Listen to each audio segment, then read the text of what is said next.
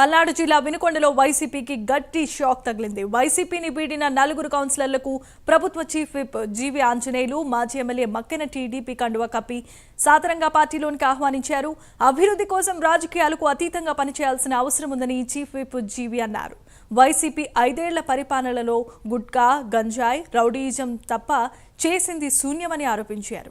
YCP పాలనలో మత్తు పదార్థాలు, రౌడీయిజంతో యువత భవితను నాశనం చేసిందని మండిపడ్డారు.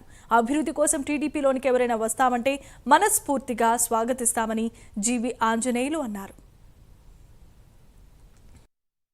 కొంతమంది కౌన్సిలర్స్ మన వినుకొండ పట్టణాన్ని అభివృద్ధి చేసుకుందామని వైసీపీ నుండి తెలుగుదేశం పార్టీలో చేరుతున్నందుకు అందరికీ అభినందనలు తెలియజేస్తూ సాధారణంగా స్వాగతం తెలియజేస్తా ఉన్నా. గూండాయిజాన్ని, గ్రౌడీజాన్ని ఉక్కు పాదంతో అణిచేస్తాం. గంజాయిలు, గుట్కాలు ఇలాంటి వాటికి చెల్లుబాటు అయింది. వైసీపీ పాలనలో ఈ రోజు యువతని పాడు చేసేటువంటి అనేక అంశాలు చూసాం. ప్రజల మీద రౌడీయిజం, గుండాయిజం చూసాం. అలాంటిది ఈ రోజు ఎన్డీఏ ప్రభుత్వంలో చంద్రబాబు గారు ముఖ్యమంత్రిగా ఉన్నప్పుడు ఎక్కడ కూడా జరగటానికి వీల్లేదు. దాని మీద ఉక్కు పాదం పెడతామని అందరూ కూడా అభివృద్ధికి సహకరించాలని కోరుకుంటూ, అభివృద్ధి సహకరించే వాళ్ళందరికీ కూడా కొండంత అండగా ఉంటామని ఈ రోజు నా మీద నమ్మకంతో, ఎన్డీఏ మీద నమ్మకంతో, తెలుగుదేశం పార్టీ మీద నమ్మకంతో, మాజీ శాసనసభ్యులు మక్కెన గారి మీద నమ్మకంతో ఈ రోజు పార్టీలు చేరుతున్న వాళ్ళందరినీ కూడా వారిని హృదయపూర్వకంగా